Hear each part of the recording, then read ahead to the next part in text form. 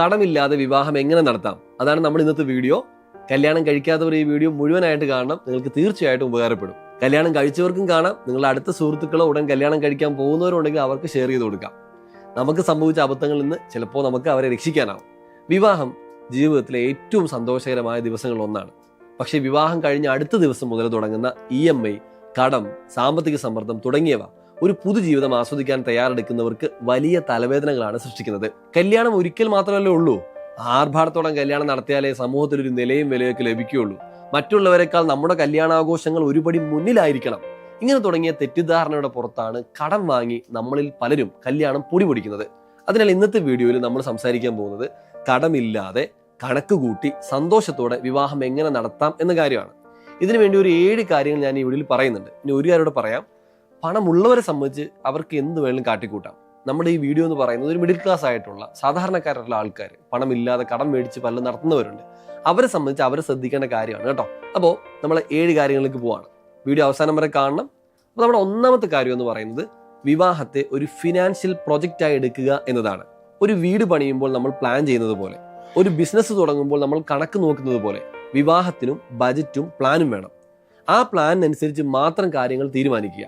കല്യാണത്തിന് മുൻകൂട്ടി പ്ലാൻ ചെയ്തതിനപ്പുറത്തേക്ക് ഒരു ചിലവുകളും വരുത്തില്ല എന്ന് തീരുമാനമെടുക്കുക. പ്ലാൻ ഇല്ലെങ്കിൽ അനാവശ്യമായ ചിലവുകളും ക്രെഡിറ്റ് കാർഡ് ബില്ലുകളും ലോണും മറ്റെല്ലാ അധിക ചിലവുകളും കടന്നു വരും.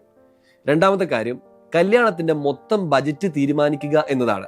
ആദ്യമായി നമ്മൾ നമ്മളോട് തന്നെ ചോദിക്കേണ്ട ഒരു ചോദ്യമാണ്, എനിക്ക് എത്ര രൂപ കല്യാണത്തിന് വേണ്ടി ചിലവഴിക്കാൻ കഴിയും, എനിക്ക് എത്ര കഴിവുണ്ട് എന്നത്. നിങ്ങളുടെ സേവിങ്സ്, നിങ്ങൾ വിവാഹത്തിനായിട്ട് മാറ്റിവെച്ച പണം, വീട്ടിൽ നിന്നും ആരെങ്കിലും വിവാഹത്തിന് സഹായിക്കാമെന്ന് ഏറ്റിട്ടുണ്ടെങ്കിൽ ആ പണം എന്നിവ മാത്രമേ ഈ ബജറ്റിൽ ഉൾപ്പെടുത്താവൂ. ലോണ്, ക്രെഡിറ്റ് കാർഡ്, EMI ഇതൊന്നും ബജറ്റിൽ ഉൾപ്പെടുത്തരുത്. നിങ്ങളുടെ കയ്യിൽ എത്രയാണോ ഉള്ളത് ആ സംഖ്യയെ ബജറ്റായിട്ട് നിങ്ങൾ കണക്കാക്കുക. മൂന്നാമത്തെ കാര്യം ചിലവുകൾ ലിസ്റ്റ് ചെയ്ത് അവ ലളിതമായി വിഭജിക്കുക എന്നതാണ്. വിവാഹവേദിക്ക് വരുന്ന ചെലവ് മുതൽ ക്ഷണക്കത്തിനും സേവ് ദി ഡേറ്റിനും വരുന്ന ചിലവുകൾ കൃത്യമായി നിങ്ങൾ വിഭജിക്കുക. നിങ്ങൾ വിവാഹത്തിന് നല്ല ഭക്ഷണം നൽകിയാൽ ആളുകൾ അത് കുറച്ചധികം ദിവസം ഓർമ്മിക്കും. എന്നാൽ ആർഭാടപൂർണ്ണമായിട്ടുള്ള ഡെക്കറേഷനുകളും മറ്റും ആളുകൾ 1-2 ദിവസം മാത്രമേ ഓർക്കാൻ സാധ്യതയുള്ളൂ എന്ന കാര്യം എപ്പോഴും മനസ്സിൽ വെക്കുക.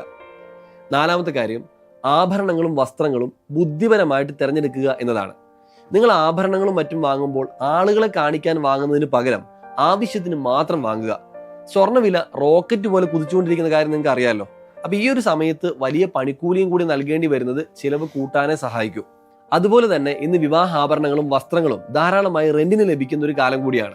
അപ്പൊ ആ ഒരു ഓപ്ഷൻ നിങ്ങൾക്ക് പരിഗണിക്കാവുന്നതാണെങ്കിൽ ഒരു വലിയ തുക അതിലൂടെ നമുക്ക് ലാഭിക്കാൻ സാധിക്കും. ഇനി അഞ്ചാമത്തെ കാര്യം ഫോട്ടോയ്ക്കും വീഡിയോയ്ക്കും ഒരു പരിധിയിലപ്പുറം പണം ചെലവഴിക്കാതിരിക്കുക എന്നതാണ്. 4 ക്യാമറകളും 3 ഡ്രോണും മറ്റെല്ലാം വിവാഹത്തിന് വേണോ, അതോ ഇതെല്ലാം എണ്ണം കുറച്ച് മിനിമലായി മതിയോ എന്ന് സ്വയം നിങ്ങൾ തീരുമാനമെടുക്കുക. ആറാമത്തെ കാര്യം മറ്റുള്ളവരോട് അഭിപ്രായം എടുക്കുന്നത് കുറയ്ക്കുക എന്നതാണ്. വിവാഹത്തിന് ബന്ധുക്കൾക്കും സുഹൃത്തുക്കൾക്കും പല അഭിപ്രായങ്ങളുണ്ടാവും. വിവാഹം അങ്ങനെ ആഘോഷിക്കണം, ഇങ്ങനെയുള്ള കാര്യങ്ങൾ ചെയ്യണം എന്നൊക്കെ. ഈ അഭിപ്രായത്തിൽ നിന്നെല്ലാം നല്ലത് മാത്രം എടുത്ത് നിങ്ങളുടെ ബജറ്റിൽ ഒതുങ്ങുന്ന കാര്യങ്ങളുമായി മുന്നോട്ട് പോവുക. ഇനി അവസാനത്തെ പോയിന്റ് വിവാഹത്തിന് ശേഷമുള്ള കാര്യങ്ങൾ പ്ലാൻ ചെയ്യുക എന്നതാണ്. കല്യാണമൊക്കെ അടിപൊളിയായി നടത്തിയതിനു ശേഷമാണ് ഭൂരിഭാഗം പേരും കല്യാണ ശേഷമുള്ള ചിലവുകളെ കുറിച്ച് ചിന്തിക്കുന്നത്. അത് ഒഴിവാക്കാൻ കല്യാണത്തിന് മുന്നേ തന്നെ അതുകൂടി പ്ലാൻ ചെയ്യുക. എമർജൻസി ഫണ്ട് മുതൽ ഹണിമൂൺ വരെ ചിലവുകൾ അങ്ങോട്ട് വരാനിരിക്കുന്നതേ ഉള്ളൂ.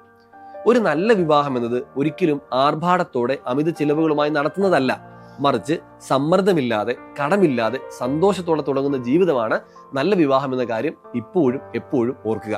അപ്പോൾ ഈ വീഡിയോ ഇഷ്ടമായെങ്കിൽ, ഉപകാരപ്പെട്ടെങ്കിൽ തീർച്ചയായിട്ടും ഷെയർ ചെയ്യാനൊന്നും മറക്കരുത്. അതുപോലെ നമ്മുടെ ചാനൽ ആദ്യമായിട്ടാണ് കാണുന്നത്, സബ്സ്ക്രൈബ് ചെയ്യുക. ഇത്തരത്തിലുള്ള ഫിനാൻഷ്യൽ അഡ്വൈസ് വീഡിയോകൾക്കായിട്ടും ഒപ്പം തന്നെ നമ്മുടെ മ്യൂച്വൽ ഫണ്ട് അതുപോലെ ട്രേഡിങ്ങുമായിട്ടൊക്കെ ബന്ധപ്പെട്ട വീഡിയോകൾക്കായിട്ട് നമ്മുടെ ചാനൽ സബ്സ്ക്രൈബ് ചെയ്ത് വെക്കുക. മറ്റൊരു വീഡിയോ വീണ്ടും കാണാം.